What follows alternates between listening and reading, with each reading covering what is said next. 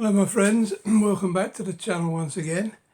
Every so often I try to do something a little bit different to book hauls and giving my impressions of books that I've read, which I don't do a lot these days.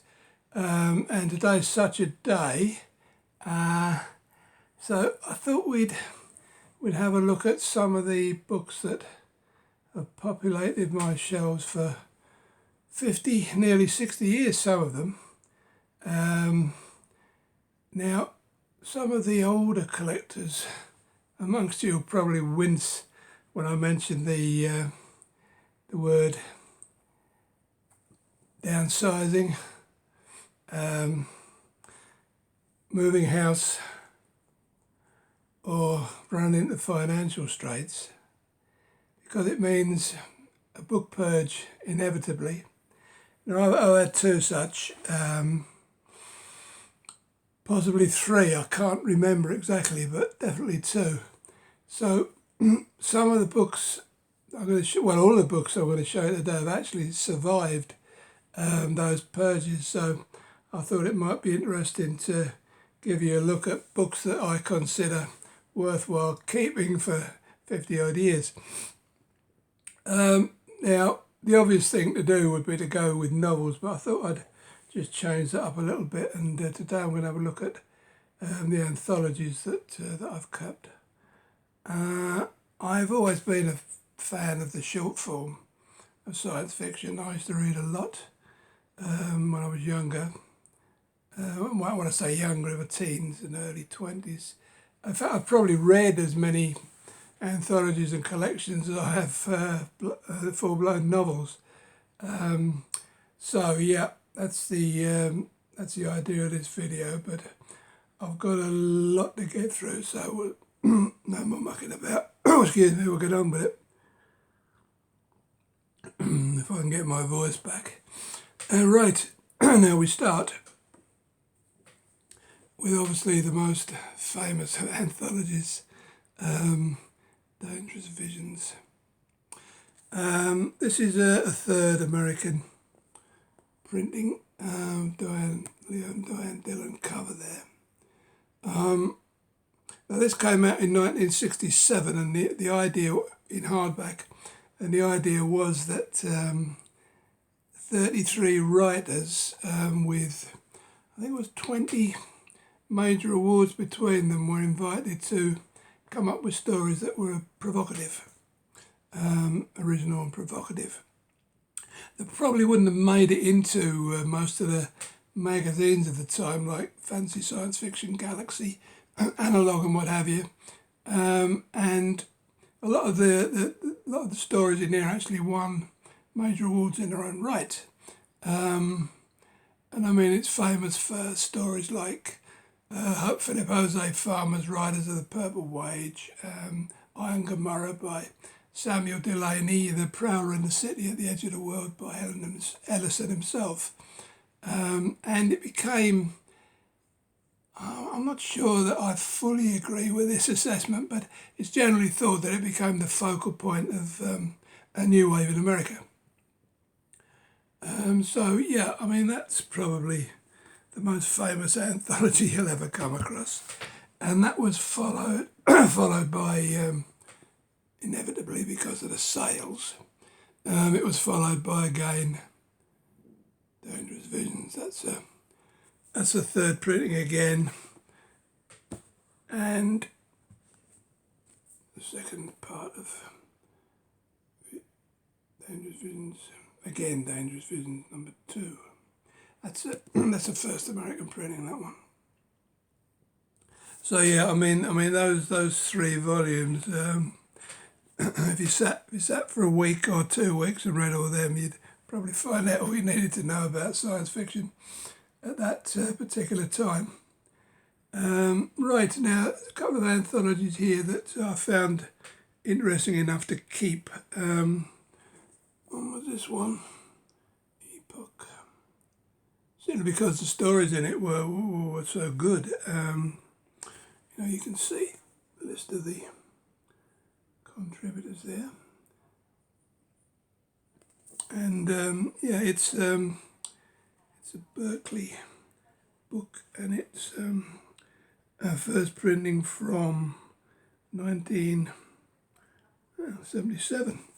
I didn't realise it was that late. So that was an interesting one. So with this one, now this is, this was a paired, this is one by a paired team of writers. Something a little bit different, that's why I kept it. It's a Ballantine original, so it's a proper first printing from 1973. And my memory's a bit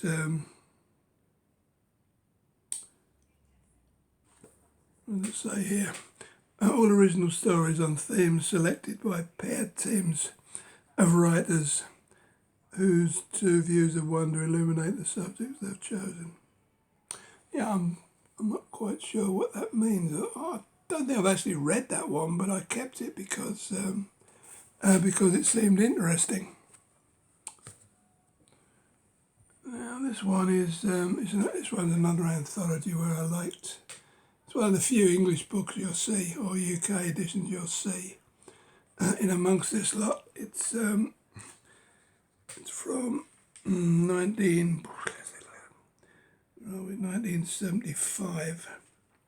Seems to be a first UK printing, and it's actually signed by Hull Nelson, who is one of the contributors, along with such luminaries as. So yeah, I thought that was interesting enough. Now, these next two series that I'm going to show you are quite scarce. They're hard to find these days.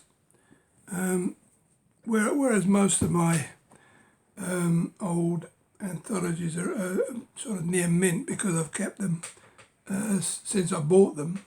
And I'm very careful when I read a book. I think these ones were all second hand that I bought.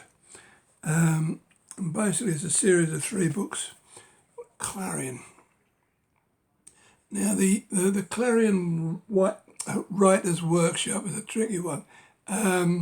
Started in 1968, I believe, and it was a 6-week sort of course for up and coming young science fiction writers, and it's been going annually, I think, until COVID started. I'm not sure if it restarted after that, but yeah, I mean, as I say, it was a 6 weeks course that were attended by many top grade science fiction writers as instructors, if you like, teachers, whatever. Hull Nelson, Robert Silverberg, Samuel Delaney, to name but a few, Thomas Dish. The list goes on and on. And yeah, I mean, there were three volumes. That's number 1, not in the best of condition, I must say. They've all got nice covers as well. That was the second edition. That one's a bit better. I might have bought that new, did I? No, I don't think so. It looks second-handish. But some of the teachers actually contributed themselves. You know, there's a Hull Nelson there. Frederick Pohl, Ursula Le Guin, they were teachers as well. And that was number 3, which I think I might have bought new. It looks fairly mintish, or near mint. There's some interesting covers there, and as I say, they're not the easiest books in the world to find these days, as are these. Now, I think probably the first 3 of these I bought new, and the 4th I had to find elsewhere. But it's Quark, I don't know.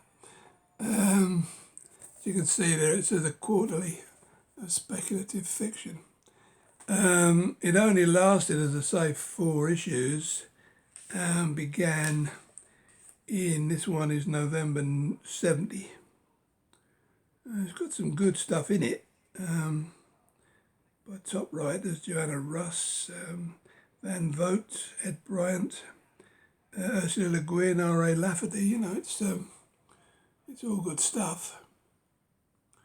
So I kept them because they're not the easiest things in the world. Oh, they weren't even, you know, when I bought them, they weren't the easiest things in the world to find. Let's see if they kept up their quarterly schedule. Yeah, February 71. Interesting cover there. There's a wraparound. I'm not going to show you the wraparound because I'll probably ruin the book. And then this was number 3, May 71. Yeah, so they managed to complete their quarterly schedule. And then, so this one I had to pick up later on. Quark number 4. Be interesting to see. Yeah, it's got all the bookmarks, the Popular Book Centre marks that I love. I used to live in those places when I was younger, a lot younger. See if that was on a quarterly schedule again. Yeah, it was still around about quarterly, August 71. As you can see, that one's a bit spine rolled, red, well read, but not bothered because it's nice to have the whole set. By the way, I missed one out here. When I showed you the again Dangerous Visions, the 2 volumes, I meant to show you this. This is the first English printing. Quite difficult to get in any sort of decent condition and a cheaper price.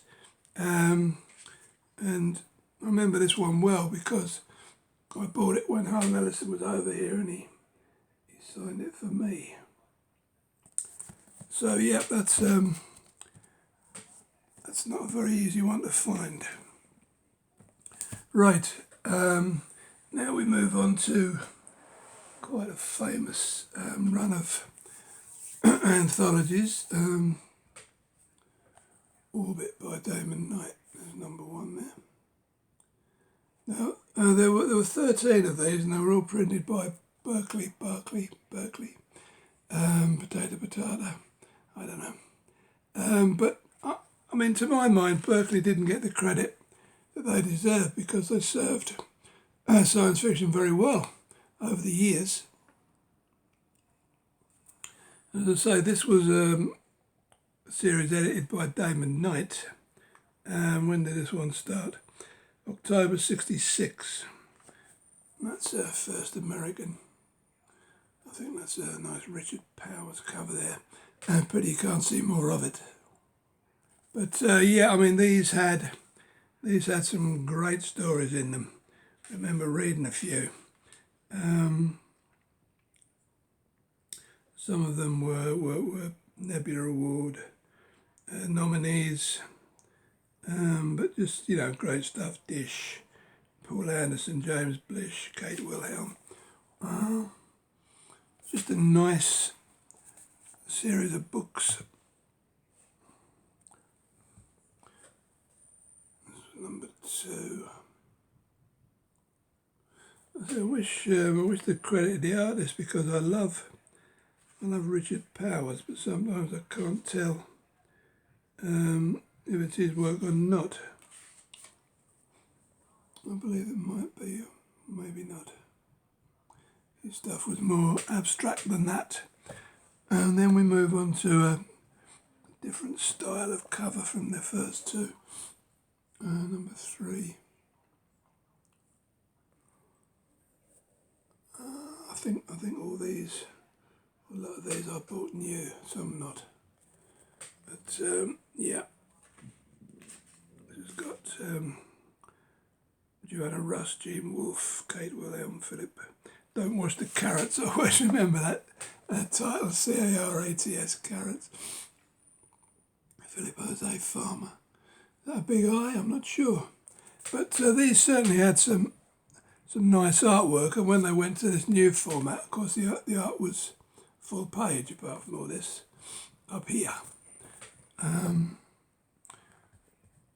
then number 4, and you can see at the top there the authors involved. That's a particularly nice cover.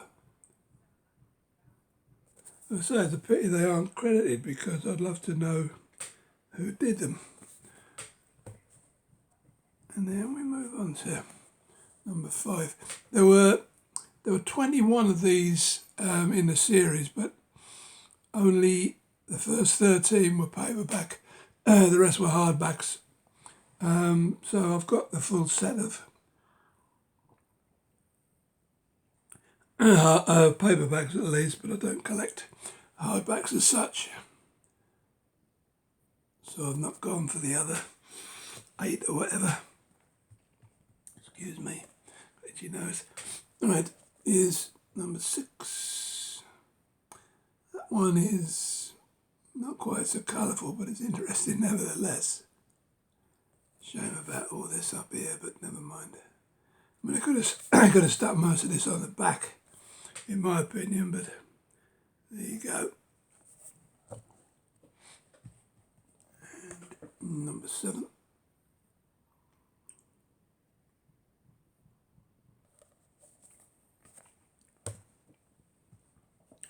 And number 8. Yeah, the lineups were still pretty stellar, even at number 8. You know, Ellison, Lafferty, Wilhelm, Wolfe. Yeah, Abraham Davison, good stuff.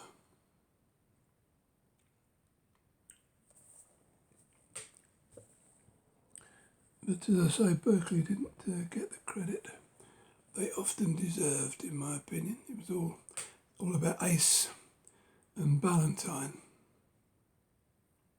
As you can see, these are first time in paperback. Now, I don't know if the first 13 had hardbacks as well, but certainly 14 to 21 were.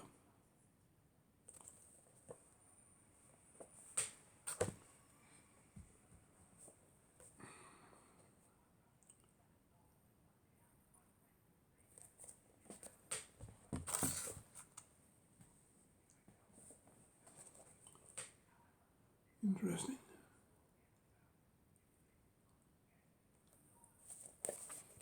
So these are in pretty decent condition as well, as a bonus. These are obviously bought new. I think I probably bought a lot of the later ones and then found some of the earlier ones second hand, because that was the days, in the 60s, early 70s, when there was second-hand science fiction all over the show. Markets, these bookshops, Popular Books and Plus Books. So I was never out of the place. I used to spend more time in bookshops than I did at home. And then that's number 13. Where are we? Yeah, you actually had to look on the spine of the later ones to see what number they were. Although I did have in very small writing there, number 13, but you'd really have to look for it. And that was the final, as I say, of the paperbacks, and that was dated 1974, so it ran for a goodly time. Okay, that's those. Now we'll move on to one of my favourite anthology series of all time. I used to read these avidly as soon as I bought them. Excuse me. Right, this is Terry Carr's Best Science Fiction of the Year. Ballantyne Books. From July, as the first American from July 72. And I mean, as I say, it was exactly what it said on the tin. the best science fiction of the year. A lot of these stories in here I remember very well.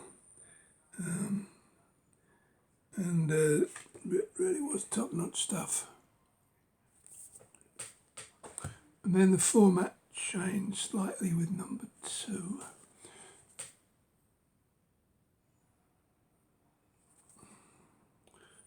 I wonder if they credit the author in this, credit the artist in this one. Yeah, Chris Foss. Thought it looked familiar, but I didn't realise that Chris Foss was working back in '73. Then again, I'm not a big fan, so I wouldn't. And then they moved on to a different cover format altogether. I love that one in silver there with all the. No trouble is there's no artwork there, of course, but luck of the draw. I think all of these I bought brand new, so they're all in good condition, even though I've read them. From July '74. Again, top-notch stuff. Deathbird by Harlan Ellison. Death of Dr. Ireland by Wolfe. The Ones Who Walk Away from Home. I always loved that title. Ursula Le Guin. Yeah, absolutely top stuff. Then we have a different format. I love changing the format on these. I think the next few are more or less this format. I don't like books with no art on the cover, I have to say, but so I just love these books. I love the stories inside them. So there you go, that's number 4 and 5, which is to say the same format.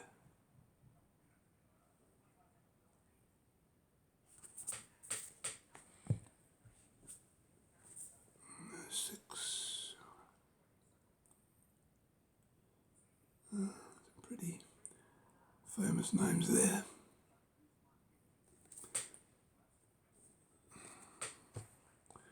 And 7.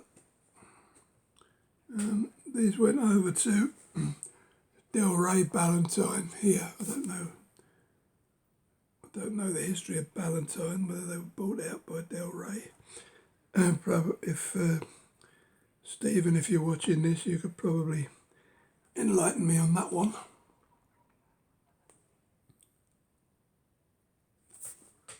Number 7 and number 8. Where are we up to by now? We're up to 79. But I've actually, well, I was just to say, I've actually stopped crediting the artist with what art. That was a senior moment, that one. Sorry about that.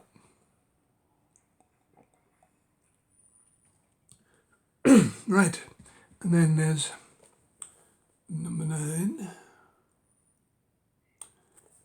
Alfred Bester, Philip Dick, Tanith Lee. Yeah, Gregory Bamford, just, top stuff. Now this is a bit aggravational, if there is such a word for me, because from 9 I go to 12, which is, they've moved over to Timescape by now, even though Terry Carr's still the editor. So I don't know what happened in the meantime when they went over, because I don't have 10 and 11, but I'm going to put that right very soon, because incompleteness drives me bonkers as a collector. So yeah, I'll be looking out for those. Yeah, and that's all she wrote. I hope you enjoyed that little look at some very, very old books that have survived 2, if not 3 book purges. I'll probably do the collections and the novels at some future date. And thank you everybody for watching, subscribing, commenting, and I'll see you very shortly. Bye bye now.